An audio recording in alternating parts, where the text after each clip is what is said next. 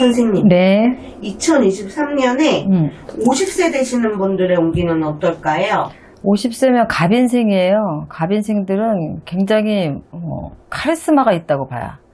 주변을 좀 다스리는 통솔력도 있고 또 본인이 하는 일에서 좀 특별하게 좀 뛰어난 능력들을 좀 가지고 있어서 사회적으로 좀 성공한 케이스다. 성공하는 사람들이 많다. 이렇게 보여지고 한 가지만 고집하지 않고 다방면으로 좀 능통한 이런 재주들을 가지고 있어요. 이분들은. 그래서 여러 가지를 동시에 하려고 하는 그런 것들이 있기 때문에 좀 약간 어떤 한 군데 일적인 부분에 있어서 매듭을 짓는 게 조금 약하다. 이게 단점이다. 이렇게 보시면 되고 올해는 뭐 부부의 인연이 조금 불안정해요. 그래서 일부 종사 못 하시는 분들도 많겠지만 사주들을 놓고 보면 올해는 부부 갈등이 조금 많은 한 해다. 그래서 좀 신경들을 좀 많이 써야 되고 약간 문제가 복잡해지고 어려울 때는 다른 걸 생각하지 말고 조금 원칙을 좀 지킨다 생각을 하시면 일적인 부분들의 해결이 조금 빠르실 거예요. 그래서 그렇게 보시면 되고 금전관계나 뭐 다툼, 송사 이런 것들이 있으시면 해결의 실마리가 조금 풀리는 운기다 올해는. 그래서 그런 것들을 좀 잘 슬기롭게 좀 풀러 갔으면 좋겠고 하지만 손해를 만회하려고 어떤 욕심을 내거나 과한 어떤 그렇게 무리해서 어떤 것들을 하게 되면 오히려 부채가 더 늘어날 수도 있어요 올해는. 그래서 안정적인 방향으로 조금 라인을 잡아가시는 게 좀 좋겠다. 그래서 무리하게 욕심을 내거나 투자를 하거나 이런 것들은 안 되고 안정적으로 좀 가시는 게 좋겠다. 2월, 3월, 지금 이제 3월이 아직 시작 안 됐어요. 2월이라서. 요때는 문 앞에서 까치가 오는 형국이다. 그러니까 기다리던 어떤 소식에 좋은 소식이 오든지 아니면 반가운 손님이 오든지 이건 귀인이라고 볼 수도 있어요. 그래서 3월 달이 이제 20일 날이 되면은 3월이 시작이 되기 때문에 2월, 3월에 좀 좋은 소식을 기대해도 되겠다. 5월 달에는 문서의 이동으로 조금 변동수가 들어와요. 재물의 변동. 그래서 내가 기존에 좀 속색이던 물건이 있었다면 그런 것들이 해결이 되거나 아니면 내가 그동안에 아무 생각도 안 하고 그냥 묶어놨던 것들의 어떤 투자에 대한 수익이 생긴다든가 이렇게 해서 좀 변동이 생길 수가 있다.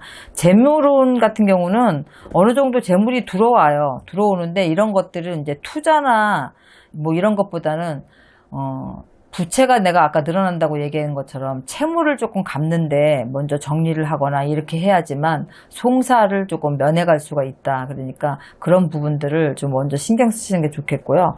건강 부분에 있어서는 본인도 조심을 해야 되지만 부모님이든 윗사람이든 조금 안 좋게 집안에 어떤 상이 들거나 그럴 수 있어요. 그래서 50의 갑인생들은 집안에 부모상이든 아니면 뭐 큰아버지에서 부모자로 윗사람이 좀 돌아가시는 일이 집안에 생기겠다. 그래서 상문이 좀 드니까 그런 부분 신경 쓰셔야 되겠고, 애정운 보면은 지금 50이면 가정생활을 유지를 하시는 분들도 있고 혼자이신 분들도 있으실 거예요. 그런데 왜냐면 이 50의 갑인생들은 일부 종사하기가 좀 힘든 사주라 한번 재혼을 하셨든 아니면은 좀 일찌감치 혼자 되셔서 이제 혼자 독신으로 계시든 이렇게 하시는 분이 있는데 마음의 여유가 올해는 너무 조금 없다 이렇게 생각해야 돼. 일적인 부분이나 여러 가지 부분에. 그래서 오히려 마음의 여유가 없다 보면 좋은 사람을 놓칠 수도 있어요. 그래서 지금 현재 내 옆에 있는 사람이 사주상 궁합을 봐야 되겠지만